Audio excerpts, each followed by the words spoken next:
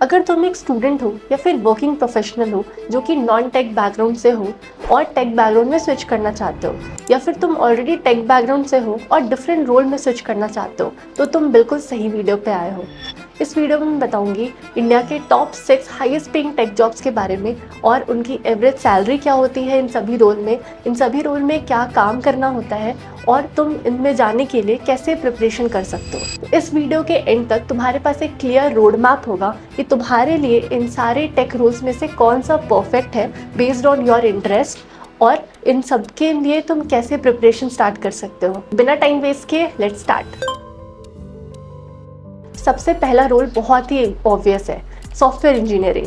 Software engineering के बारे में तो सब लोगों ने सुना ही होगा। सपोज तुम एक जोमेटो ऐप खोलते हो, ऑर्डर करते हो, तो सारा कुछ कितना स्मूथली होता है। इन सब के पीछे सॉफ्टवेयर इंजीनियर्स होते हैं। सॉफ्टवेयर इंजीनियर्स का काम होता है कोड लिखना, ऐप्स के लिए, वेबसाइट्स के लिए। वो कोड लिखते हैं न्यू फीचर्स बनाने के लिए और साथ में पूरे सिस्टम को मेंटेन भी करते हैं। लाइक अगर कुछ बग आ गया तो उसे सॉल्व करते हैं। सॉफ्टवेयर इंजीनियरिंग में बहुत इंपॉर्टेंट होता है कोलैबोरेशन डिफरेंट टीम्स के साथ अपने टीम में, और बाकी वर्जन कंट्रोल यूज़ करते हैं, अजाइल मेथड्स यूज़ करते हैं। तो अगर तुम्हें कोडिंग पसंद है और न्यू फीचर्स बनाना पसंद है यूजर्स के लिए, तो तुम सॉफ्टवेयर इंजीनियरिंग डोमेन में जा सकते हो। अब आते हैं प्रिपरेशन पे।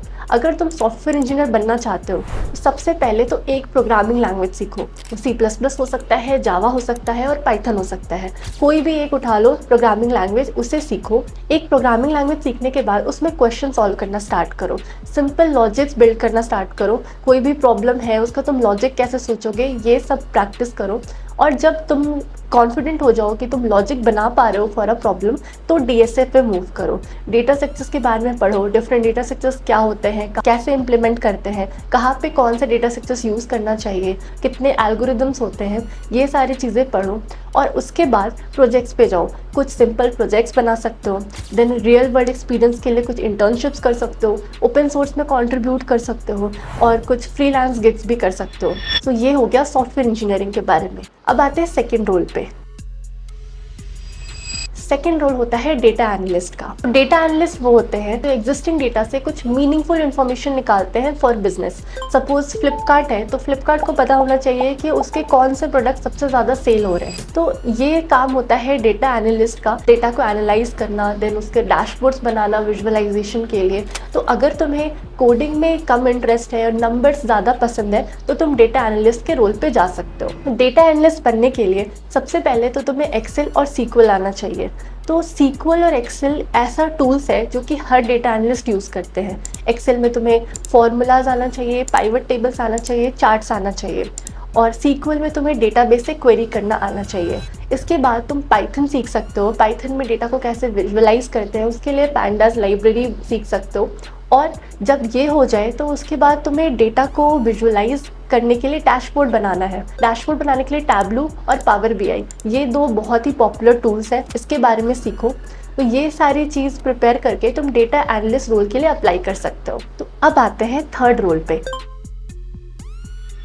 थर्ड रोल है प्रोडक्ट मैनेजर। प्रोडक्ट मैनेजर ये डिसाइड करते हैं कि ऐप या फिर सॉफ्टवेयर कौन से यूज़र प्रॉब्लम को सॉल्व करेगा, उसका डिज़ाइन कैसा होगा और वो मार्केट में कैसे लॉन्च होगा। सपोज तुम फ़ोन पे यूज़ कर रहे हो, तो अगर तुम एक प्रोडक्ट मैनेजर हो तो तुम यूज़र रिसर्च के अकॉर्डिंग डिसाइड करोगे कि कौन सा नया फीचर उसमें ऐड हो सकता है जो कि यूज़र के प्रॉब्लम को सॉल्व करेगा। देन डेवलपर और डिज़ाइन टीम के साथ कम्युनिकेट करके वो फीचर को इम्प्लीमेंट करना होता है एंड फाइनली मार्केट तक लेकर जाना होता है। तो PM का काम होता है आइडिया से लेकर वो फीचर शिप होने तक पूरे प्रोसीजर को कोऑर्डिनेट करना।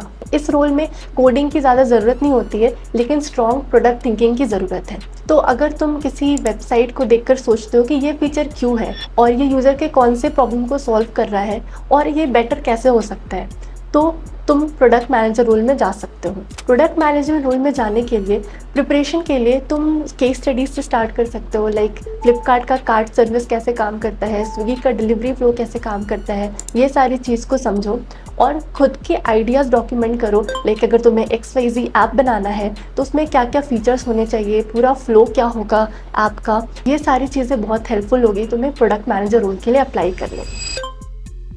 कोई भी वेबसाइट या फिर ऐप जब लॉन्च होती है तो उससे पहले अच्छी सी टेस्टिंग की जाती है और ये टेस्टिंग करता है QA इंजीनियर। उसका काम होता है बग्स आइडेंटिफाई करना, टेस्ट केसेस लिखना, सारे टेस्ट केसेस वेरीफाई करना और ये इंश्योर करना कि वो वेबसाइट या फिर ऐप किसी भी स्टेट में क्रैश ना कर रहा हो। ये टेस्टिंग मैनुअली भी की जा सकती है और कुछ ऑटोमेशन टूल्स के थ्रू भी की जाती है। ऑटोमेशन टूल्स में थोड़ी सी स्क्रिप्ट्स लिखनी होती है। इस रोल के लिए बहुत ज़्यादा कोडिंग नहीं चाहिए। तुम्हें थोड़ा सा कोडिंग आता है या फिर नहीं भी आता है तो तुम स्टार्ट कर सकते हो। अगर तुम इस रोल में जाना चाहते हो तो सबसे पहले तो मैनुअल टेस्टिंग सीखो। किसी भी वेबसाइट पे जाओ, वहाँ पे हर बटन क्लिक करके देखो, हर फीचर चेक करो कि कुछ गलत ना हो रहा हो। और जब तुम मैनुअल टेस्टिंग कर पा रहे हो, टेस्ट केसेस लिख पा रहे हो, फ्लो समझ में आ जाए तुम्हें, तब उसके बाद तुम ऑटोमेशन टेस्टिंग पे जाओ। ऑटोमेशन टेस्टिंग के लिए कुछ टूल्स यूज़ होते हैं लाइक सेलेनियम एंड JUnit। ये दोनों बहुत ही पॉपुलर टूल्स हैं, ये सब सीख सकते हो। प्रैक्टिस के लिए तुम कुछ ओपन सोर्स वेबसाइट पे चले जाओ, वहाँ पे बग्स आइडेंटिफाई करो, वहाँ पे टेस्ट केसेस लिखो और ये सारी चीज़ें जब तुम कर लो तो तुम क्वालिटी एश्योरेंस इंजीनियर के लिए अप्लाई कर सकते हो। आते हैं अपने 5th रोल पे, डेवऑप्स इंजीनियर। डेवऑप्स का फुल फॉर्म होता है development plus operations. DevOps engineer cloud servers manage करता है, ऑटोमेशन पाइपलाइन सेट करता है और ये इंश्योर करता है कि प्रोडक्शन तक सॉफ्टवेयर स्मूथली चला जाए। तो ये रोल थोड़ा सा टेक्निकल होता है, तो अगर तुम्हें सिस्टम्स और ऑटोमेशन में इंटरेस्ट है तो तुम इस रोल में जा सकते हो। इसके लिए सबसे पहले तुम्हें लिनक्स और स्क्रिप्ट्स आना चाहिए और जिससे तुम्हें पता चलेगा कि सर्वर्स कैसे वर्क करता है। जब तुम ये सीख लो उसके बाद तुम बाकी टूल्स सीखो लाइक डॉकर्स, जेनकिंस, गिट। ये सारी चीज़ें ऑटोमेशन में हेल्पफुल होता है। उसके बाद डेवऑप्स क्लाउड सर्विस के बिना कंप्लीट नहीं हो सकता है, तो तुम्हें AWS या Azure के बेसिक्स भी आने चाहिए। Now moving to our last role which is UI and UX developer. अगर तुम्हें क्रिएटिविटी पसंद है तो UI और UX डेवलपर तुम्हारे लिए बेस्ट रोल है। UX डेवलपर्स डिसाइड करते हैं कि कोई भी सॉफ्टवेयर या फिर वेबसाइट का लुक एंड फील कैसा होगा।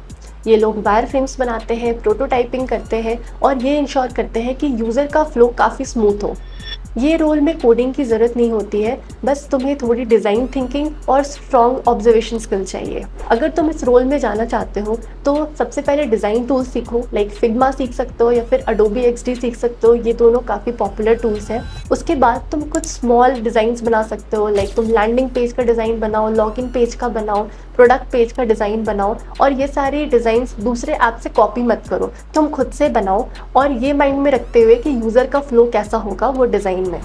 डिज़ाइन प्रिंसिपल सीखना होगा तुम्हें लाइक कलर्स, फॉन्ट, हायरार्की, ये सारी चीज़ें क्या होता है और मोस्ट इंपॉर्टेंट यूज़र एक्सपीरियंस। कोई भी डिज़ाइन बनाते वक्त तुम्हें ये माइंड में रखना चाहिए कि यूज़र का एक्सपीरियंस काफ़ी सिंपल हो, यूज़र को कॉम्प्लिकेट फ्लो में नहीं जाना पड़े। अगर तुम ये सारी चीज़ बना लो तो अपने प्रोजेक्ट्स को, अपने डिज़ाइंस को तुम Behance प्लेटफॉर्म पे अपलोड करो। डिज़ाइनर्स के लिए वही तुम्हारा CV बन जाएगा और उसी से तुम्हें जॉब मिलेंगे। Now moving to the last section of this video which is average annual package for a fresher in India for each of these roles. तो सबसे पहले आते हैं सॉफ्टवेयर इंजीनियर पे।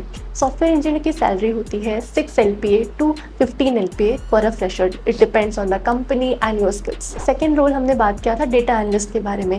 डेटा एनालिस्ट की salary between 6 LPA to 10 LPA होती है। Third role है प्रोडक्ट मैनेजर। प्रोडक्ट मैनेजर की सैलरी 10 LPA टू 30 LPA हो सकती है depending on the company and definitely skills और कॉलेज बहुत कुछ मैटर करता है। Now fourth is QA engineer. QA engineer की salary can be between 4 LPA to 10 LPA as a fresher. Fifth is DevOps engineer. DevOps engineer salary may vary from 6 LPA to 15 LPA. Last one is UI UX designer.